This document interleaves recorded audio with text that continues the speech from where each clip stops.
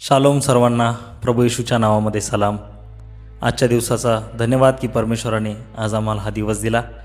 आणि दुसरे कोरिन्थीपत्र याचा 5वा अध्याय 20 आणि 21 वचनात समेटाचा संदेश जो आहे त्याविषयी लिहिलेला आहे। आणि ही समेटाची सेवा तुम्हाला आणि मला सोपवण्यात आली आहे। आज आम्ही जर बघितलं वचन आम्हाला सांगतं की म्हणून देव आम्हाकडून विनवित असल्यासारखे आम्ही ख्रिस्ताच्या वतीने वकिली करतो। देवाबरोबर समेट केलेले असे तुम्ही व्हा अशी आम्ही ख्रिस्ताच्या वतीने विनंती करतो। पहिली गोष्ट प्रेषित पौल हे सांगत आहे की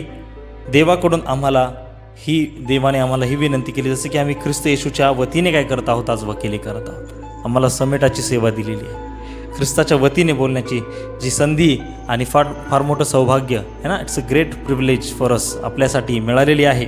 आणि म्हणून म्हटलं की देवाबरोबर समेट केलेले असे तुम्ही व्हा अशी आम्ही ख्रिस्ताच्या वतीने तुम्हाला विनंती करतो। आणि आपल्याला विनंती करण्यात आली की आम्ही देवाशी एक झालेले, समेट झालेले आहे ना, देवाशी आमचा समेट झालेला असं आम्ही राहायचं आहे। आणि ज्याला पाप ठाऊक नव्हतं, ज्याला म्हणजे प्रभू येशूला पाप ठाऊक नव्हते, त्याला म्हणजे प्रभू येशूला देवाने माझ्याकरता आमच्याकरता पाप असे केले, ह्यासाठी की आपण त्याच्या ठाई म्हणजे देवाच्या ठाई, आपण ख्रिस्ताच्या ठाई देवाचे नीतिमत्व असे व्हावे। समेटाचा संदेश आम्हाला दिला आहे। देवाचे नीतिमत्व आम्हाला ख्रिस्ताद्वारे मिळाले।